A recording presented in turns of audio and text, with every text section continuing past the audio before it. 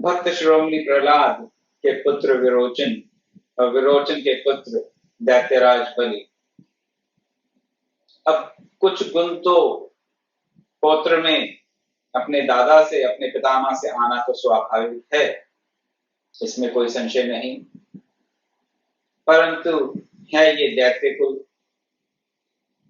कुल में भक्त उत्पन्न हो, ये प्राय नहीं सुना जाता।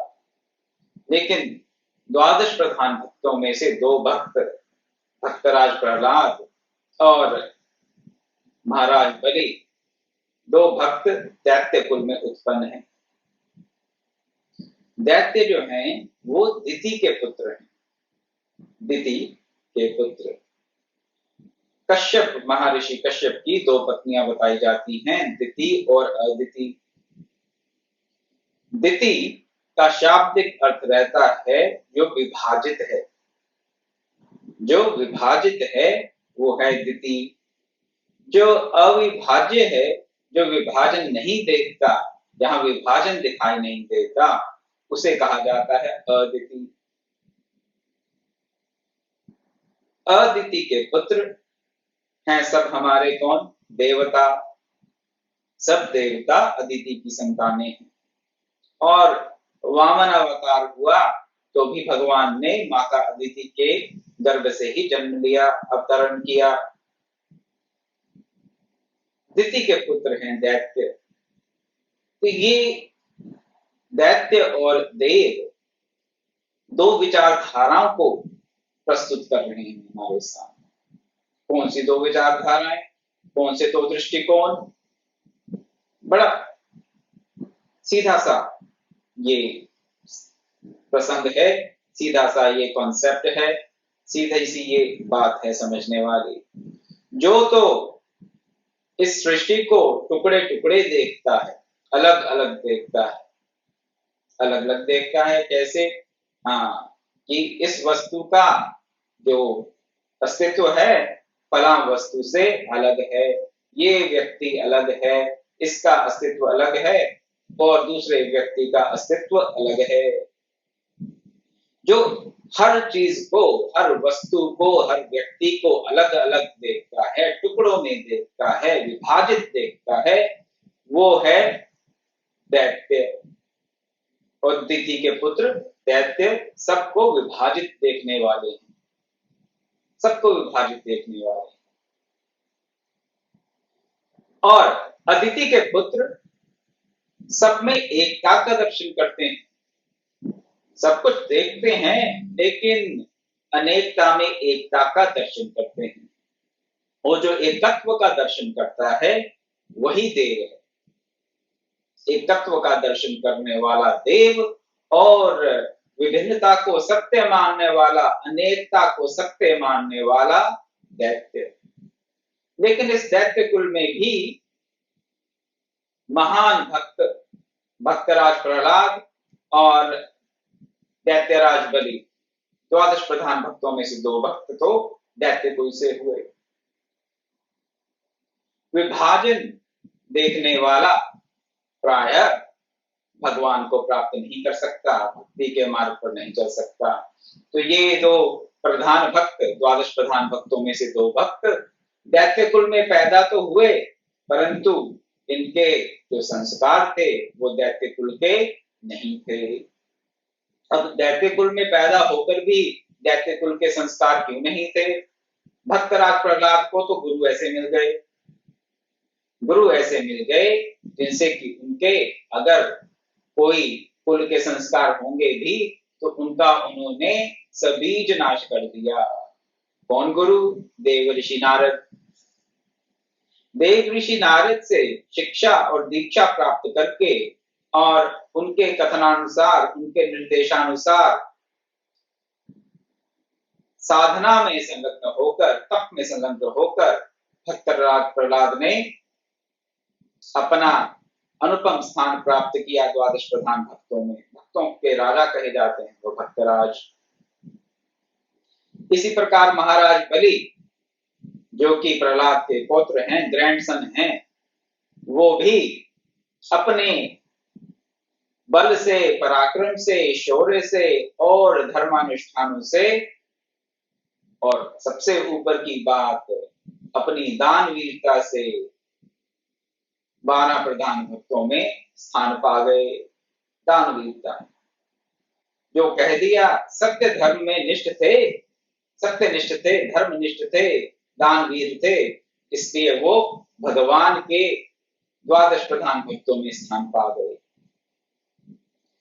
तो किसी भी कुल में जन्म हुआ हो, अगर अच्छा गुरु मिल जाए, अच्छे संस्कार मिल जाएं और उस संस्कार, उस शिक्षा दीक्षा के अनुसार भगवान का भजन किया जाए, व्यक्ति अगर साधन के मार्ग पे लग जाए, तप करे, तो शरीर में जितने भी दुर्गुण हैं, जिनको कि आप जेनेटिक मेकअप कह सकते हैं साइंस की भाषा में, तो जो भी जेनेटिक ट्रेट्स हमारे में हैं, जो कि हमारे साधन में, हमारे कल्याण के मार्ग में बाधक हो सकते हैं, उनका हम नाश कर सकते हैं, इसमें कोई संशय नहीं। तो उत्तम कुल में जन्म नहीं मिला, परंतु उत्तम गुरु से, एक श्रोत्रिय ब्रह्मनिष्ठ गुरु से दीक्षा शिक्षा प्राप्त करके साधन में संलग्न होकर व्यक्ति उच्चतम पद को इस मानव जीवन के जो परम प्राप्तव्य है उसको प्राप्त कर सकता है, इसमें संशय नहीं। ये हमें भक्तराज प्रहलाद और दैत्यराज बलि के जीवन चरित्र को देखने से मालूम होता है। ये ऐसे हमें देखने को मिलता है इनके जीवन में। महाराज बलि क्या करते हैं? जो कह देते हैं उसका पालन करते हैं, उससे पीछे नहीं होते। तो ये दैत्य हैं कि देव हैं? फिर दैत्य कुल में उत्पन्न हुए और लक्षण है देव जैसे, देवों जैसे लक्षण है। भक्ति में, भगवत भक्ति में देवताओं से भी जाते ही, देवताओं से भी ज्यादा निष्ठा, किसी प्रकार का स्वार्थ नहीं है। आगे हम देखेंगे कि गुरु ने क्या कहा और दैत्यराज बलि ने किस प्रकार उसका उत्तर देकर गुरु की आज्ञा को मानने से इनकार कर दिया, मना कर दिया। भगवान ने गीता में भी कहा कि इस जगत में 2 प्रकार के पुरुष हैं, 2 प्रकार के प्राणी हैं। 2 भूत सर्गो लोकेस्मिन् देव आसुर एव च। 2 प्रकार की प्रकृति के प्राणी पाए जाते हैं, दैवी प्रकृति के और आसुरी प्रकृति के। दैवी प्रकृति के प्राणी अच्छे कुल में ही जन्म लें, ऐसा हमेशा नहीं देखा जाता, और आसुरी वृत्ति के प्राणी हमेशा सदैव निकृष्ट कुल में जन्म ले, ऐसा भी नहीं देखा जाता। राक्षस राज रावण को ही देख लीजिए, उत्तम कुल में कुलत्स के नाती थे, तो उत्तम कुल में उनका जन्म हुआ, लेकिन राक्षस राज कहे जाते हैं। क्या हम उनको ब्राह्मण की संज्ञा देते हैं? क्या हम उनको देव की संज्ञा देते हैं? नहीं। राक्षस राज रावण। तो उनके पिता कौन थे और किस कुल में उत्पन्न हुए थे मालूम है हम सबको, सब जानते हैं, लेकिन उसका श्रेय रावण को नहीं दिया जाता। रावण को तो राक्षसवाद ही कहा जाता है। उसी प्रकार यहाँ पर हम दैत्यराज बलि तो कह देते हैं, लेकिन महाराज बलि को क्या समझते हैं? क्या किसी प्रकार का राक्षस समझते हैं? किसी प्रकार का असुर समझते हैं? हम उनको 12 प्रधान भक्तों में से एक भक्त मानकर उनकी कथा का श्रवण कर रहे हैं।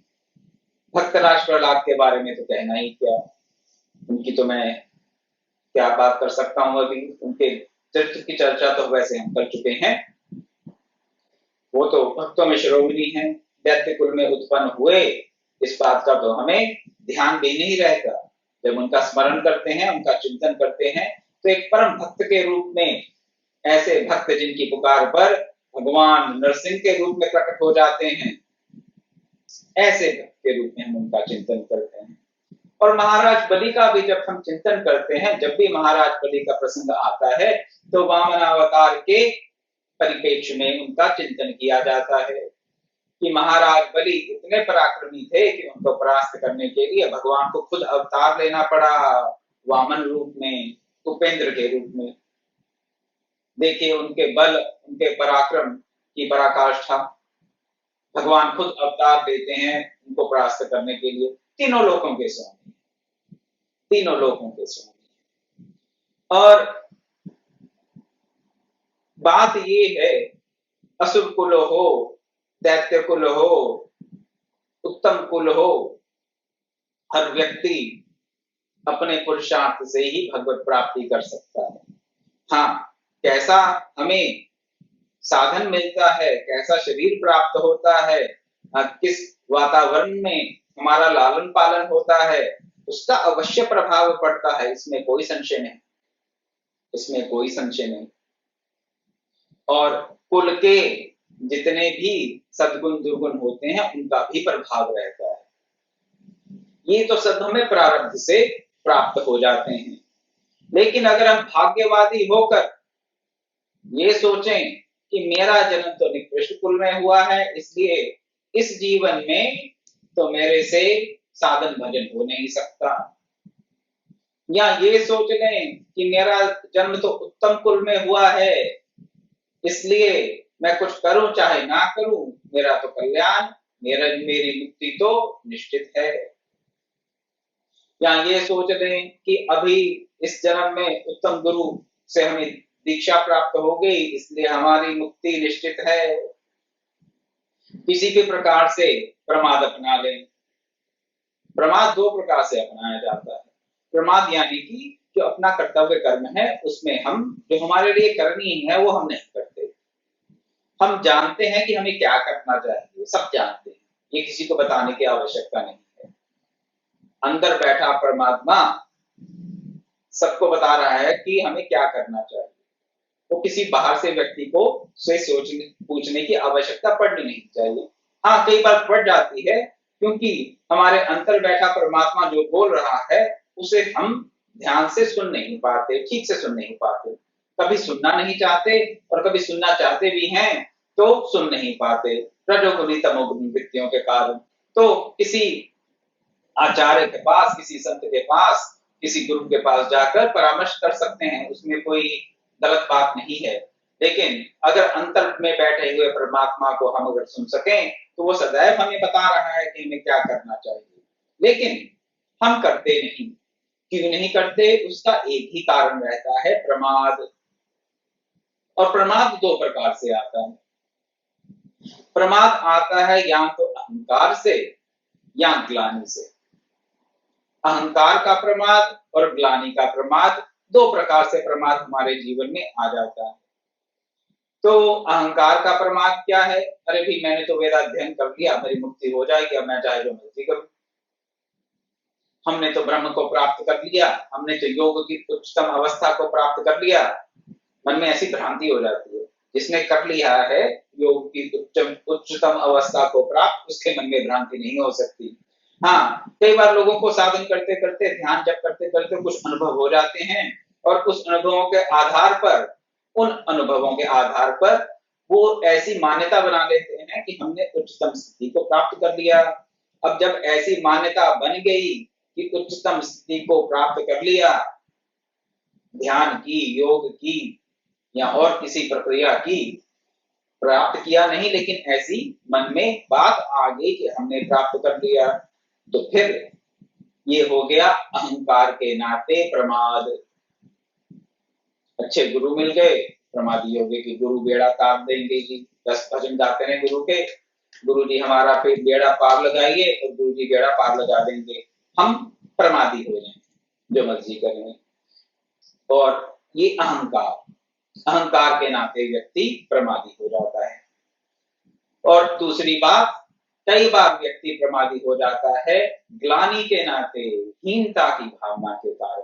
हीन भावना के कारण भी बहुत से लोग मैं देखता हूं कि प्रमादी हो जाते हैं। हीनता की भावना कहां से आ गई? अरे भी हमने तो जन्म भर पाप किए हैं, अब हमारा क्या होगा, हमें तो अब कुत्ते की योनि ही मिलेगी, अगले जन्म में कुत्ता ही बनना पड़ेगा, कुत्ता बिल्ला बनना पड़ेगा, ऐसा लोग बोल देते। हमारा क्या हो सकता, हम तो नरक में ही जाएंगे। तो हमारा कल्याण संभव नहीं। ग्लानि, उस ग्लानि के चलते प्रमाद आ जाता है और व्यक्ति पुरुषार्थ करता नहीं। अब जब प्रमादी हो गए और पुरुषार्थ नहीं किया, पुरुषार्थ क्या है, मानव जीवन का पुरुषार्थ क्या है? धन अर्जित कर लेना केवल पुरुषार्थ नहीं है, कोई सोशल स्टेटस बना लेना पुरुषार्थ नहीं है मानव जीवन का। मानव जीवन का पुरुषार्थ है मानवता की सत्यता को समझना, मानव जीवन के परम लक्ष्य को प्राप्त करना, अपने आप को जान लेना ही, दूसरे शब्दों में अपने आप को जान लेना ही मानव जीवन का पुरुषार्थ है। अपने आप को जान लेने के पश्चात भी कुछ होगा, लेकिन वो अपने पुरुषार्थ से नहीं होगा, वो तो भगवत कृपा से होगा। चलिए उस विवरण में ना जाते हुए केवल इतना तो करें कि हम आज जिस स्थिति में हैं, कल हमारी इस स्थिति में ना रहें, इससे बेहतर स्थिति में हो, इतना प्रयास करते रहें दिन प्रतिदिन। कल की स्थिति आज से बेहतर हो और आज की स्थिति बीते हुए कल से बेहतर हो, इतना प्रयास करते रहें प्रतिदिन। कल्याण का मार्ग अपने आप खुल जाएगा। लेकिन हीनता की भावना के चलते किसी भी प्रकार से अपने पाप कर्मों को याद करके, अपने को नीच कुल में उत्पन्न समझकर, अपने आप को किसी प्रकार से भी हीन समझकर, बाहुबल नहीं है, बुद्धि बल नहीं है, अक्षर ज्ञान नहीं है, अनपढ़ हैं और कम पढ़े लिखे हैं या संस्कृत नहीं जानते, भांति भांति के संस्कृत का उच्चारण ठीक, हम श्लोकों का उच्चारण ठीक नहीं कर सकते, हम तो कर्मकांड नहीं कर सकते, हमारे पास धन नहीं है, धर्म के जितने भी कार्य माने जाते हैं, धार्मिक अनुष्ठान, वो नहीं कर सकते, हमारे पास तो बस साधन ही नहीं है, तो क्या करेंगे? हमसे तो भगवत प्राप्ति हो नहीं सकती, हम इस मानव जीवन के परम लक्ष्य को प्राप्त नहीं कर सकते। हीनता की भावना के चलते भी प्रमाद आ जाता है। दोनों प्रमादों से बचकर ही भक्ति का मार्ग अपनाया जा सकता है। अहंकार के वश भी प्रमाद और हीनता की भावना के वश भी प्रमाद, तो दोनों को छोड़कर अहंकार का भी परित्याग करके और दीनता का भी परित्याग करके, किसी प्रकार की ग्लानि का, अपने आप को कम महसूस करके जो किसी प्रकार के प्रमाद को अपना लेते हैं, उसका भी परित्याग करके हम भक्ति के मार्ग पर आगे बढ़ सकते हैं। प्रमाद का कोई भी कारण रहे, प्रमादी व्यक्ति भक्त नहीं हो सकता। तो जिन जिन लोगों ने भक्त प्रहलाद, महाराज बलि जैसे परम भक्तों ने द्वादश प्रधान भक्तों में स्थान प्राप्त किया, भक्तराज कहलाए, भगवान से असीम अनुकंपा प्राप्त की, उन्होंने पुरुषार्थ के चलते, अपने तप के चलते, अपने स्वाध्याय, अपने सत्संग और अपने अन्य अन्य भक्ति के जितने भी साधन बताए जाते हैं, उन साधनों के अनुष्ठान से ही प्राप्त किया। दैत्यराज बलि क्या कर रहे हैं यहाँ पर? कोई बहुत बड़ा यज्ञ करने जा रहे हैं। यज्ञ मंडप में एक ब्रह्मचारी के वेश में, वामन अवतार में भगवान स्वयं दैत्यराज बलि के सामने उपस्थित होते हैं। दैत्यराज बलि उनको गोदान देते हैं, कुछ अर्थ का दान भी देते हैं, उनकी पूजा अर्चना करते हैं, अर्घ्यपाद्य देते हैं और फिर कहते हैं कि मैं आपको कुछ और भी देना चाहता हूं, मुझे बताइए मैं क्या दूं। अब यहाँ पर क्या पूछ रहे हैं दैत्यराज बलि कि मैं आपको और कुछ देना चाहता हूं, कुछ देना चाहता हूं, बाकी कुछ देने के बाद भी कहते हैं कि मैं कुछ और देना चाहता हूं, क्योंकि आप कैसे ब्रह्मचारी हैं? आप एक योग्य ब्रह्मचारी हैं, सुपात्र ब्रह्मचारी हैं। वामन भगवान ने कह दिया कि मुझे तो केवल 3 पग भूमि चाहिए। किसके लिए चाहिए 3 पग भूमि? जहां मैं बैठ सकूं, बस मेरे बैठने के लिए मुझे 3 पग भूमि चाहिए। एक ब्रह्मचारी 3 पग भूमि लेकर बैठ जाए और बैठकर अपना स्वाध्याय जब तक करता रहे, बस उतने के लिए, उससे ज्यादा की मुझे अभिलाषा नहीं। वामन अवतार में भगवान दैत्यराज बलि से ये कह रही है। दैत्यराज बलि को लगता है कि ये छोटा बालक थोड़ी मूर्खता कर रहा है, मैं थोड़े से समझा देता हूँ। छोटा है, हो सकता समझना हो, शुद्धतम अवस्था है, ब्रह्म तेज है मुखमंडल पर, सुपात्र है, लेकिन हो सकता है कि अभी संसार के जो नियम है उनसे ज्यादा अवगत ना हो ये ब्रह्मचारी, तो हम इनको थोड़ा समझा देते हैं। क्या समझा देते हैं कि देखो ब्रह्मचारी, देखो वामन अवतार में प्रकट प्रभु मेरे सामने, क्या मेरे पास बहुत कुछ है, मैं त्रिलोकी का स्वामी हूँ, मैं त्रिलोकी का स्वामी हूँ, और तुम क्या मांग रहे हो 3 पग भूमि? ये तो ऐसी बात है कि जैसे कोई कल्प वृक्ष से अन्न का एक दाना मांगे। कल्प वृक्ष से आप कुछ भी प्राप्त कर सकते हैं, और ये जानते हुए भी आप अन्न का एक दाना मांगे अपने संकोच के कारण, तो भौतिक दृष्टि से आप मूर्ख ही कहलाएंगे। तो दैत्यराज बलि यहाँ पर छोटे ब्राह्मण बालक को, क्योंकि ब्रह्मचारी वेश में उनके सामने उपस्थित हुए हैं, उनको समझा रहे हैं कि आप कुछ और मांगिए। लेकिन भगवान अड़े रहे कि नहीं, मुझे तो 3 पग भूमि ही चाहिए, 3 पग भूमि चाहिए, बस और कुछ नहीं। राजा बलि ने कह दिया, चलिए ठीक है, मैंने जो समझाना था, जितना प्रयास करना था कर दिया, अब आपको जो अच्छा लगता है ठीक है, आप वो ले लीजिए। अंत में उन्होंने कह दिया, अच्छा मैं आपको 3 पग भूमि देता हूं या दे दूंगा, संकल्प कर लिया। इतने में क्या होता है,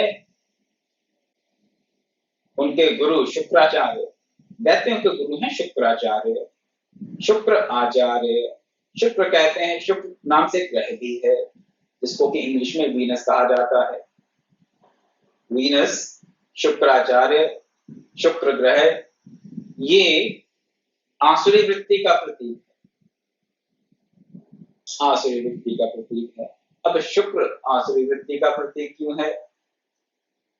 क्योंकि शुक्र क्या करता है, शुक्र क्या करते हैं, शुक्राचार्य क्या बता रहे हैं, बात सुने, फिर मैं आपको शुक्र के कुछ लक्षण बता देता हूं।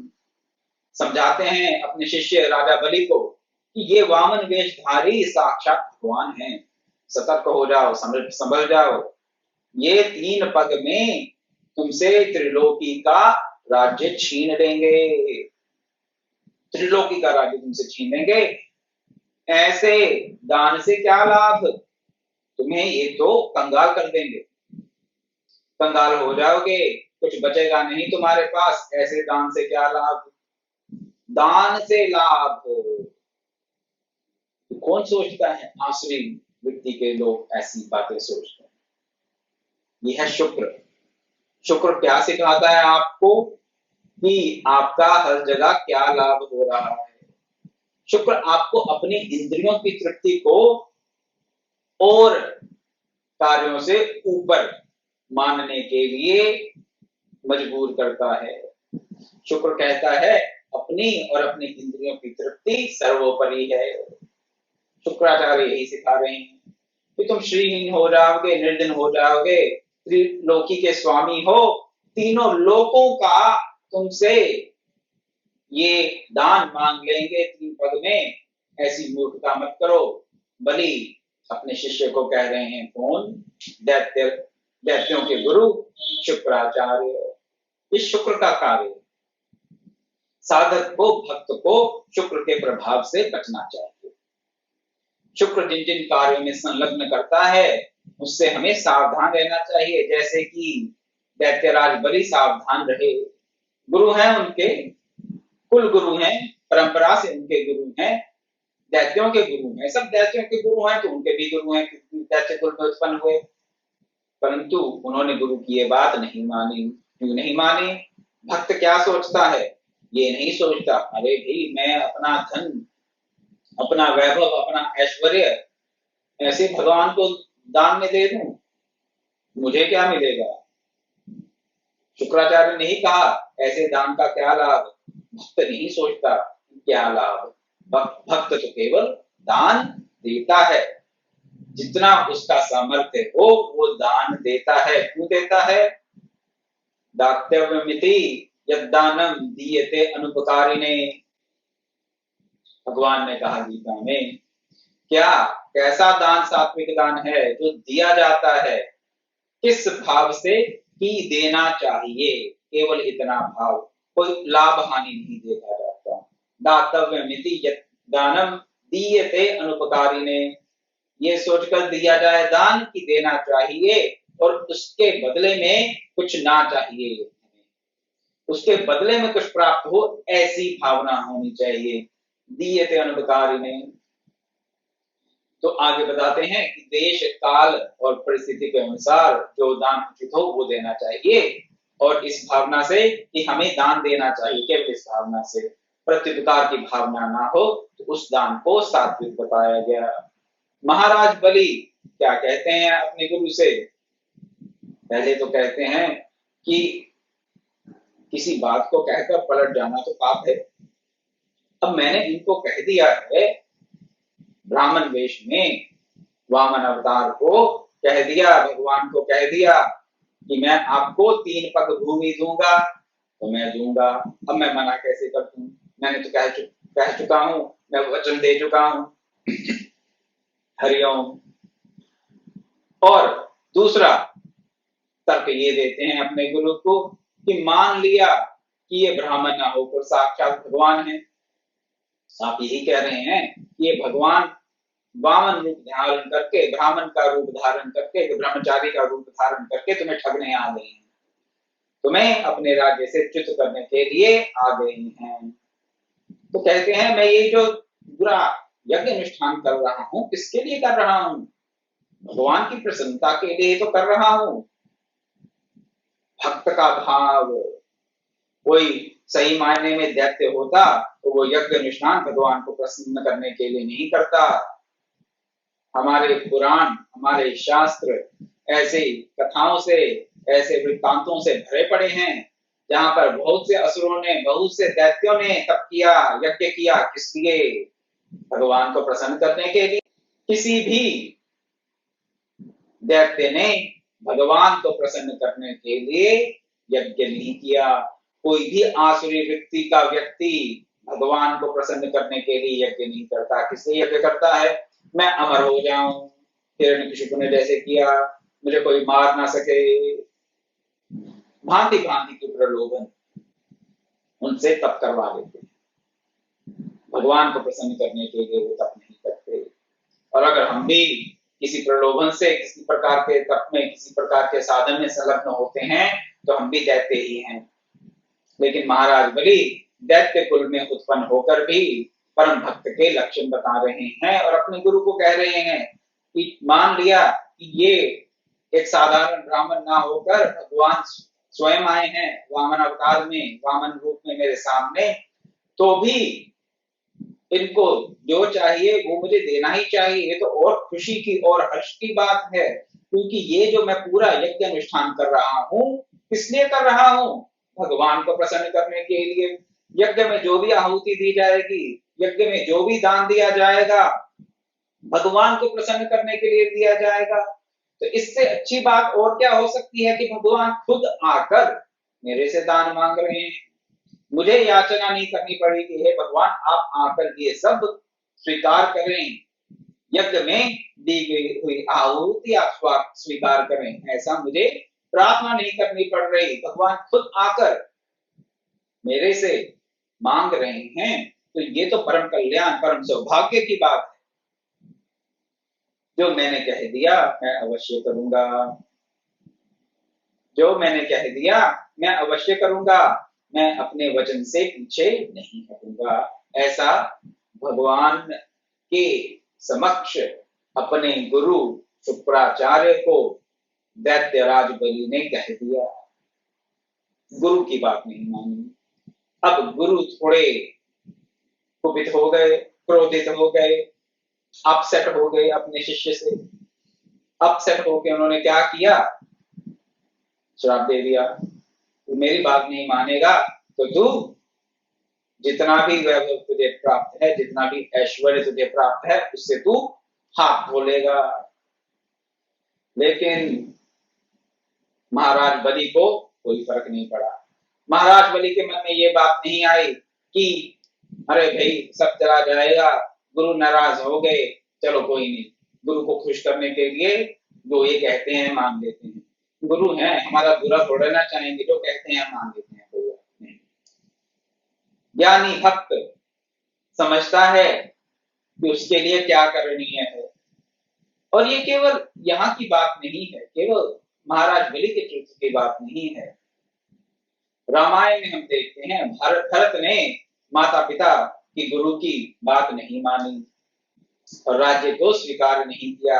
सबके कहने पर सब कह रहे हैं भरत को कि आप अभी राज्य स्वीकार कर लो, जब भगवान राम वापस आएंगे वनवास के पश्चात तो जब जो उचित होगा तो कर लेना, अब आप सिंहासन पर बैठ जाओ। भरत जी नहीं बैठे, नहीं बैठे, गुरु की आज्ञा का उन्होंने भी पालन नहीं किया। तो विचारणीय ये है कि गुरु की आज्ञा का कब पालन करना चाहिए और कौन सी ऐसी परिस्थिति आ सकती है जहां पर गुरु की आज्ञा का पालन उचित नहीं है। इसका सीधा सीधा सा सिद्धांत हमें हमारे पूज्य गुरुदेव ब्रह्मऋषि विश्वात्मा बावरा जी ने दिया। गुरु जी ने यह बताया कि जहां पर त्याग हो उसी मार्ग को अपनाएं, जहां पर ग्रहण हो उस मार्ग को ना अपनाएं। भगवान राम चले गए वन को अपने माता की आज्ञा मानकर, क्यों? क्योंकि उन्होंने राज्य का त्याग किया। भरत जी गुरु की आज्ञा को ना मानकर, सब पूर्ववासियों की आज्ञा को ना मानकर, उनके प्रार्थना को ध्यान में ना रखते हुए, सब माताओं की बात को ना मानकर वो चले गए कहां? श्री राम जी के पास। त्याग। महाराज बलि भी यहाँ पर उसी धर्म का पालन कर रहे हैं। क्या? त्याग कर रहे हैं। त्याग। अपना राज्य चल जाता है तो चला जाए, भगवान को प्रसन्नता होगी तो उत्तम बात है। अपना राज्य, अपना वैभव, अपना ऐश्वर्य जा रहा है तो कोई बात नहीं, भगवान को प्रसन्नता होगी। भगवान के निमित्त मैं यज्ञ कर रहा हूं और भगवान स्वयं यहाँ आकर प्रकट हो गए हैं अगर मेरे त्रिलोकी का राज्य छीनने के लिए, दान में मांगने के लिए, तो भी उसमें कोई आपत्ति नहीं। इसलिए उन्होंने, महाराज बलि ने अपने गुरु की आज्ञा का भी पालन नहीं किया। कई बार माता पिता गुरु ऐसी शिक्षा दे देते हैं, प्रमादवश या स्नेहवश, जैसा मर्जी आप समझ लें, कई बार स्नेहवश भी ऐसी शिक्षा दे देते हैं जो कि पुत्र के, पुत्री के, शिष्य शिष्या के अनुकूल होती नहीं। स्नेहवश ऐसी शिक्षा दे देते हैं। उनको लगता है कि इसमें हमारे बालक का, हमारे शिष्य का हित है, इसलिए ये ऐसा कर ले। धर्म का भान नहीं रहता, कई बार स्नेहवश। लेकिन वहां पर पुत्र पुत्री को, शिष्य शिष्या को सावधान होकर अपने धर्म का स्वयं ही निष्कर्ष निकाल लेना चाहिए, निश्चय कर लेना चाहिए कि हमारे लिए क्या करणीय है और क्या करणीय नहीं है। महाराज बलि ने भी यही कहा अपने गुरु से कि मैं आपकी आज्ञा नहीं मानूंगा, भगवान स्वयं आए, ले जाए जो लेके जाना चाहते हैं, सब उन्हीं के लिए तो है, बस। उसके आगे क्या हुआ उसकी चर्चा कल करेंगे, आज समय हो चला है। अब वामन भगवान क्या करते हैं और महाराज बलि क्या करते हैं, आगे का प्रसंग भी आपके सामने रखा जाएगा, इस दृष्टिकोण से कि हम महाराज बलि के इस चरित्र से जो भी गुण ग्रहण करना चाहें उनको एक एक करके, धीरे धीरे उनको एक एक करके ग्रहण करें अपने भीतर में, पहले तो मन से, फिर बुद्धि से, और फिर उनको अपने जीवन में भी उतारें। श्रवण मनन निधिध्यासन वेदांत की प्रक्रिया को अपनाते हुए इस कथा का श्रवण करेंगे तो अवश्य ही कल्याण के भाजन बनेंगे। ओम पूर्णमदः पूर्णमिदं पूर्णात् पूर्णमुदच्यते पूर्णस्य पूर्णमादाय पूर्णमेवावशिष्यते। ओम शांति शांति शांति। हरि ओम तत्सत्।